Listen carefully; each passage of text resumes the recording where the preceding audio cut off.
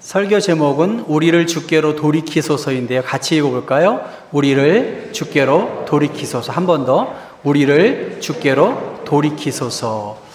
에밀리 스미스라고 하는 긍정 심리학자이면서 저널리스트라는 저분의 강의를 제가 한번 12분 정도밖에 안 되는 테드 강의를 한번 들어본 적이 있습니다. 무엇이 행복할까? 행복을 생각하고 긍정적인 생각들을 많이 연구한 결과 에밀리 스미스는 삶에 의미를 주는 4가지의 기둥, 삶에 의미를 줄 수 있는 것이 우리의 삶을 행복하게 한다. 그렇게 연구 결과를 발표했습니다. 여러분 한번 집에 가셔서 한번 에밀리 스미스를 쳐보면 유튜브로 나와 있고 어떻게 저렇게 강연을 잘할까? 그런 생각을 제가 했었습니다. 그 4가지의 기둥 가운데 첫 번째는 유대감입니다. 저는 belonging이라고 해서 소속감이라고 했는데 유대감으로 번역을 했는데 서로의 가치를 인정하고 차이를 존중하고 받아들이는 사람들의 든든한 유대감, 소속감이 우리를 살아가게 할 큰 힘이 되고 행복하게 한다. 소속감, 가족, 동료, 연인들 간의 친밀한 관계를 이루는 것이 우리를 행복하게 한다는 거고요. 두 번째는 목적입니다. 누군가에게 필요한 존재, 가치 있다고 느낄 수 있는 일들을 하는 것, 그러한 목적을 자각하는 것이 또 하나의 기둥이라는 것. 첫째는 뭐예요? 유대감, 그 다음에 뭐죠? 목적에 대한 자각. 그리고 세 번째는 초월성입니다. 현실 너머를 볼 수 있는 능력, 자기 한계를 뛰어넘을 수 있는 기쁨을 경험하는 것. 상황에서 기뻐할 수 없고 감사할 수 없는데 초월적인 경우, 그는 이를 예배에 참여함을 통해서 초월적인 경험을 얻고 또 그가 글을 쓰는 사람이기 때문에 글 쓰는 것을 통해서 어떤 그러한 능력을, 존재의 이유를 그는 발견해서 행복할 수 있다라고 그렇게 말합니다. 그리고 네 번째 기둥은 스토리텔링이에요. 자기만의 이야기를 써보는 것, 자기 주도적인 삶을 사는 것, 그리고 다른 사람의 이야기를 공감의 줌을 통해서 자기의 삶을 긍정할 수 있다는 것입니다. 그 스토리텔링은 꼭 성공만이 아니라 실패와 쓰라림, 부끄러운 상황 속에서 그 경험을 축적해가지고 자기의 이야기로 극복해내는 그러한 새로운 이야기를 쓸 수 있는 그러한 사람의 삶이 행복으로 이어가게 하는 큰 기둥이 된다고 말합니다. 그러니까 의미 있는 삶을 위해서 여러분 소속감이 필요한 거예요. 그러니까 구역, 교구, 교회라는 조직. 두 번째는 목적이 있어야 돼요. 그리고 세 번째는 초월성이 있는 것, 그리고 자기의 이야기를 써나갈 수 있는 포기하지 아니하는 마음의 자세를 통해서 어떤 이루어 나가는 것, 그것이 삶을 의미 있게 하고 행복으로 이끄는 기둥이다라고 말을 하는데 오늘 성경의 배경이 되는 예레미야 애가는 이것과 전혀 관계가 없는 거예요. 그들은 하나님께로부터 버림받았다고 생각하게 되고 또 목적을 잃어버렸어요. 그렇게 귀하게 생각했던 예루살렘 성전이 파괴되어 버리니까 목적을 잃어버리게 되고 초월적인 하나님의 어떤 섭리를 잃어버렸어요. 그리고 실패하고 낙심할 수밖에 없는 그러한 상황이었습니다. 왜냐하면 예레미야 애가를 통해서 배경이 되고 있는 것은 남유다가 바벨론으로부터 계속적인 공격을 받았고 결국은 성전이 파괴되고 그곳에 있는 여러 여인들이 유린을 당하는 그러한 비참한 포로 생활을 경험할 수밖에 없었다는 것입니다. 그 상황을 예레미야는 예측했고 그것에 대해서 하나님을 떠난 너희들 멸망할 수밖에 없다. 이렇게 살면 망할 수밖에 없다고 계속해서 경고의 사인을 했음에도 불구하고 이스라엘 사람들은 오히려 예레미야를 정신병자처럼 취급하기도 하고요. 또 매국노라고 그렇게 업수히 여겼습니다. 왜냐하면 바벨론에 항복하라고 그렇게 계속해서 예언했기 때문입니다.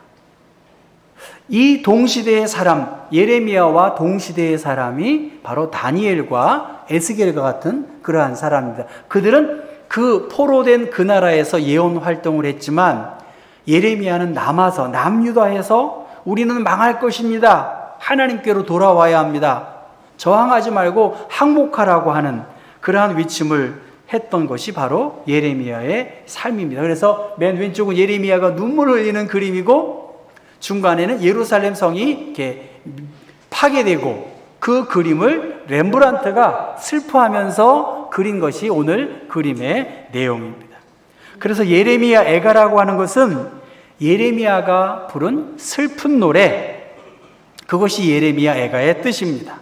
70인역 성경에 보면 그 예레미야 애가 서문에 이스라엘이 점령당하고 예루살렘이 결단난 뒤 예레미야는 앉아서 울며 예루살렘을 두고 이 애가를 불렀다라고 예레미야 애가의 서문에 그렇게 말하고, 또 예레미야 애가 1장 1절에 보면 뭐라고 하죠? 같이 읽어볼까요? 슬프다 이 성이여, 전에는 사람들이 많더니 이제는 어찌 그리 적막하게 앉았는고, 전에는 열국 중에 크던 자가 이제는 과부같이 되었고, 전에는 열방 중에 공주였던 자가 이제는 강제 노동을 하는 자가 되었도다. 슬프다.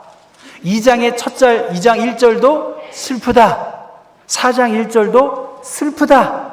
그렇게 예레미야는 슬픈 노래를 그렇게 이야기하고 있습니다. 예레미야는 이스라엘이 망할 것을 알았어요. 그러나 눈으로 목격한 약탈된 그 모습을 보니까 그 고통스러운 마음을 어떻게 추스를 길이 없었던 것이죠. 이스라엘 사람들은, 정통 유대인들은 지금도 이 성전이 파괴된 날을 기억하고 통곡의 벽 그곳에 모여서 예레미야 애가를 읽으며 이 슬픔을 기억하고 있다는 것입니다. 그러니까 예레미야 애가를 통해서 쭉 이야기하고 있는 것은 예루살렘은 공경을 당하고 하나님의 징벌을 받았다. 그것에 대하여 불쌍히 여겨달라고 예레미야는 간청을 하는 구체적인 상황을 언급하면서 예레미야 5장은 5장 1절 위에 보면 궁휼을 위한 기도라고 그렇게 말합니다. 그래서 5장 1절 보면 주님, 우리가 겪은 일을 기억해 주십시오. 세번역 성경입니다. 우리가 받은 치욕을 주님 살펴주십시오. 우리의 아버지는 우리는 아버지 없는 고아가 되고 어머니는 홀 어머니가 되었습니다. 과부가 되었습니다. 굶기를 밥 먹듯 하다가 살갗이 아궁이처럼 까맣게 탔습니다. 시온에서는 여인들이 짓밟히고 유다 성읍들에서는 처녀들이 짓밟힙니다. 우리의 마음에는 즐거움이 사라지고 춤이 통곡으로 바뀌었습니다. 머리에서 멸관이 떨어졌으니 슬프게도 우리는 이것은 우리가 죄를 지었기 때문입니다라고 쭉 이야기하고 있습니다. 이 내용을 전체적으로 예레미야 애가를 알고 예레미야 애가의 결론 부분이 5장이고 그 5장 결론이 이렇게 비극적으로만 이야기하지 않고 5장 19절부터 좀 새롭게 이야기합니다. 여호와여, 주는 영원히 다스리시며 주의 보좌는 대대로 있습니다라고 그렇게 이야기하고 있습니다.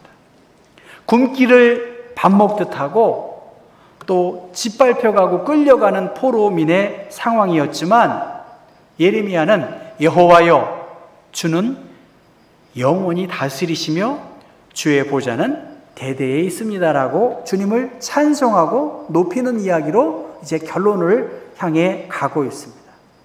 그들은 포로민이고 노예 생활을 하고 있고 삶의 근간이 뿌리째 뽑힌 그러한 비참한 상황 속에서 시편 45편의 말씀 보면 하나님이여, 주의 보좌는 영원하며 주의 나라의 균은 공평한 균이다라고 말씀하셨고 시편 6편 6절의 말씀 보면 내가 탄식함으로 피곤하여 밤마다 눈물로 내 침상을 띄우며 내 요를 적시나이다. 눈물과 통곡 속에서 이 상황을 비참하게 경험한 예레미야는 이 모든 상황 속에서 여호와를 찬송하고 높이고 있다는 것입니다. 나라를 잃고 성전이 회파된 그 모습, 그것에 대하여 탄식하고 원망했었습니다. 그런 과정에서 돌이켜보니까 그들이 이 모든 나라가 망하고 성전이 불타버리는 이 지경에 이르기까지 원인 제공자가 누구였느냐?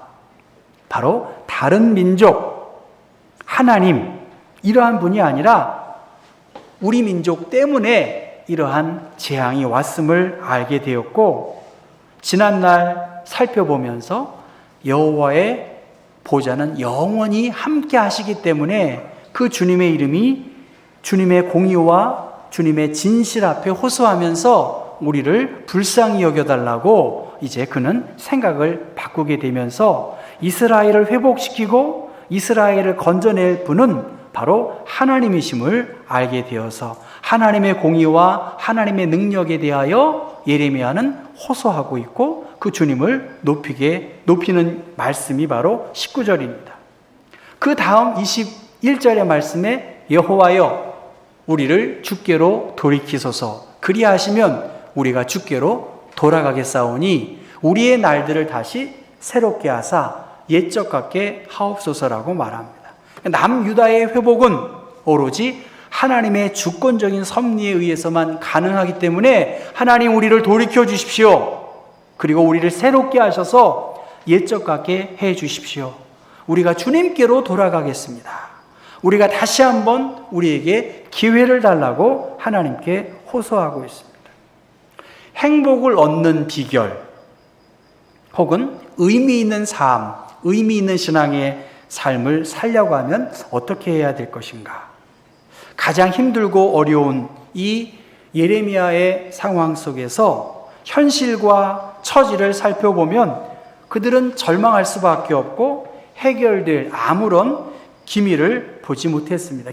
안 보이는 그 상황에서 시편을 통해서 25편 보면 여호와여 주의 긍휼하심과 인자하심이 영원부터 있었사오니 주여 이것들을 기억하옵소서 하면서 하나님을 기억하고 하나님께로 돌아오기를 그렇게 소원했던 것입니다.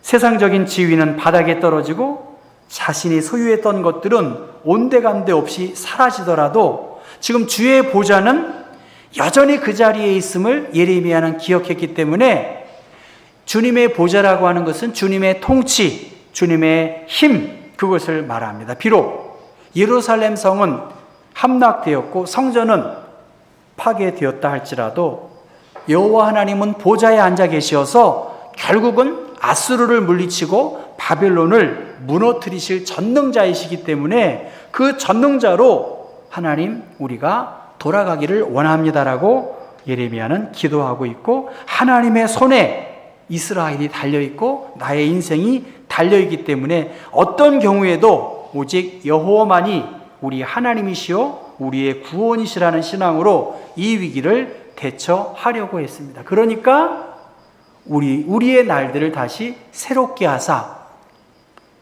옛적 같게 하옵소서라고 예레미야는 그렇게 기도합니다. 그러면서 22절의 마지막은 주께서 우리를 아주 버리셨사오며 우리에게 진노하심이 참으로 크시니이다 이렇게 끝나버립니다.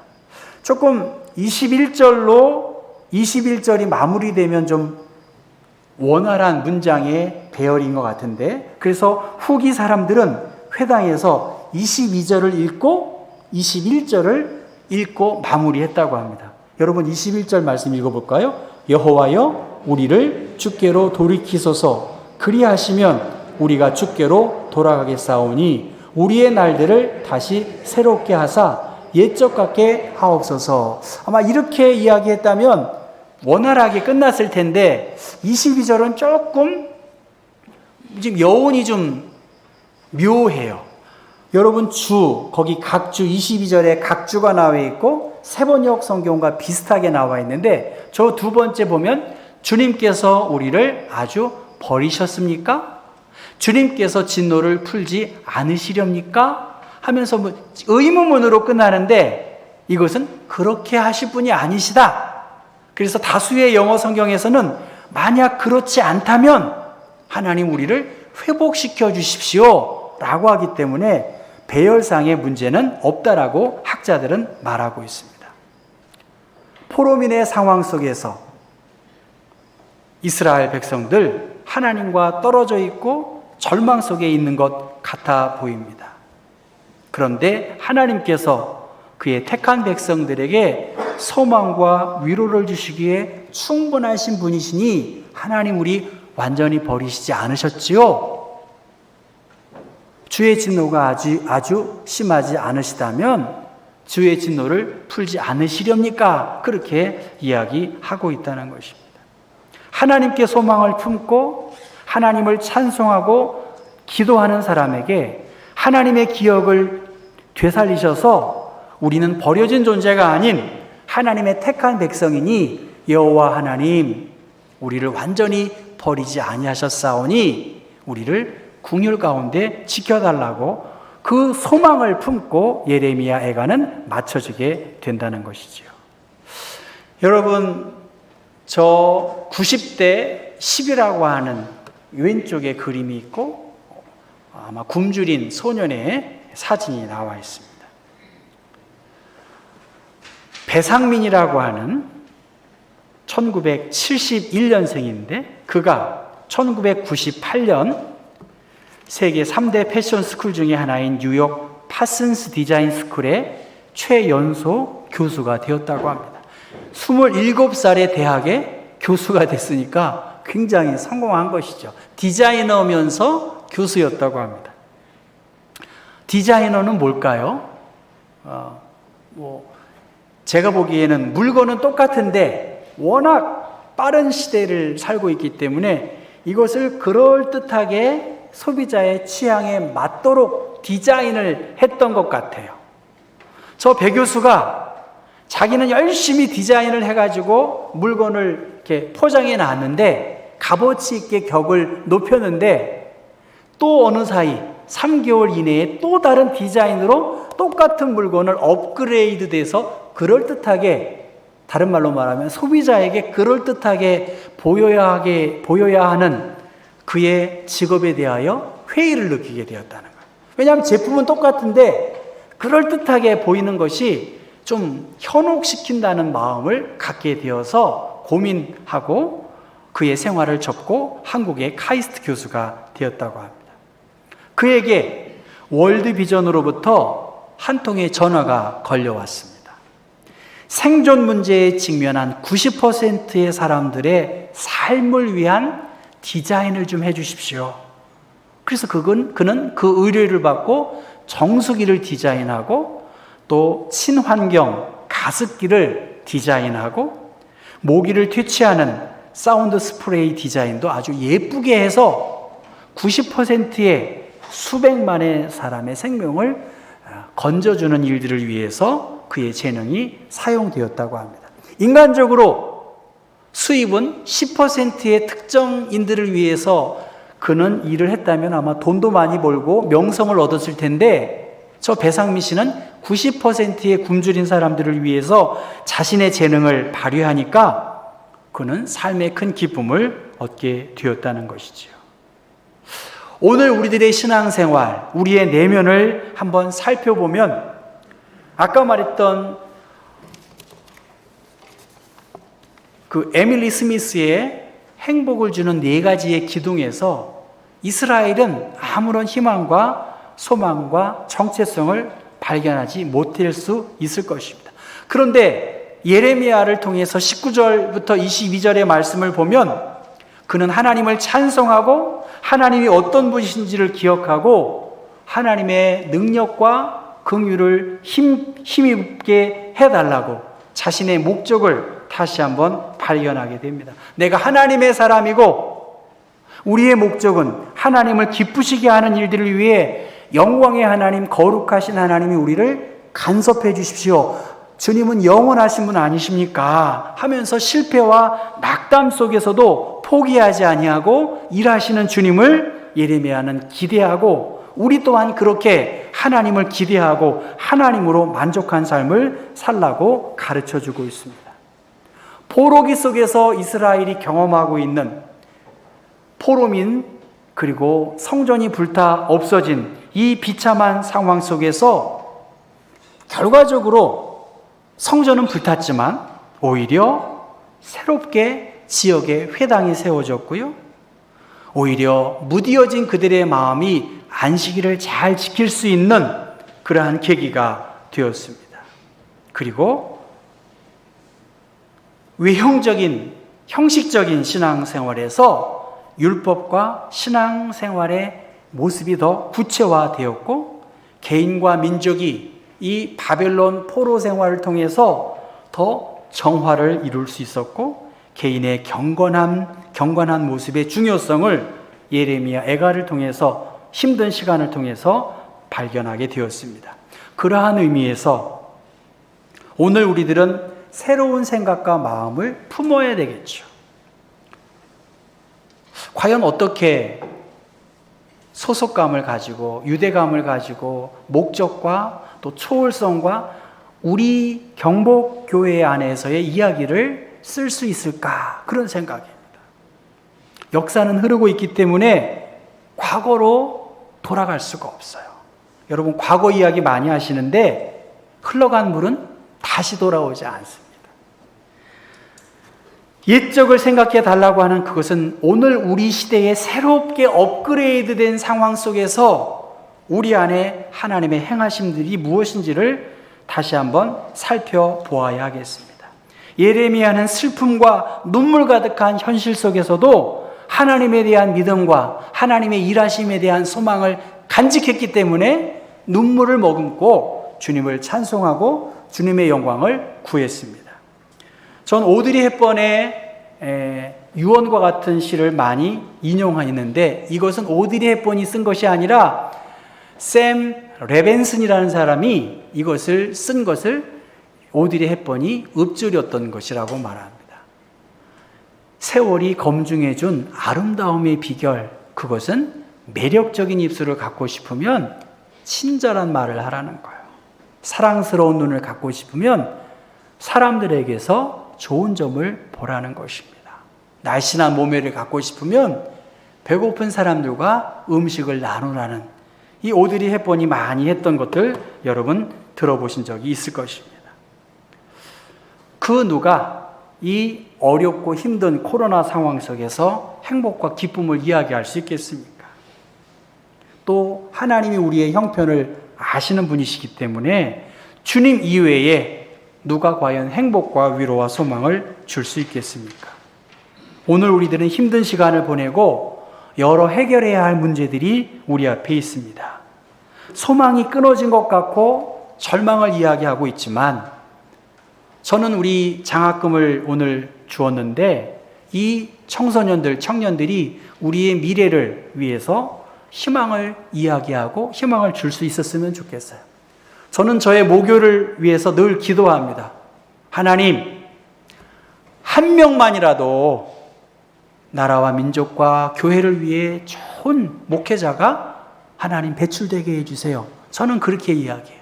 뭐 이렇게 저렇게 이야기하지만 한 명의 깨어있는 그리스도인 리더가 세워진다고 하면 결코 하나님의 계획함들은 멈추지 않을 것이고요. 우리 교회 안에 어린이들, 청소년들, 중고등학교, 대학생들, 어르신들이 이렇게 아프고 연로하시는 모습을 보면서 그런 가운데에서도 하나님의 계획과 소망이 우리 가운데 있음을 저는 믿고요. 여러분의 선한 모습을 통해서 좋은 희망의 기둥들이 굳건히 세워서 우리 경복교회의 좋은 역사를 더 써나갈 수 있는 그런 믿음의 공동체가 되기를 주님의 이름으로 축원합니다.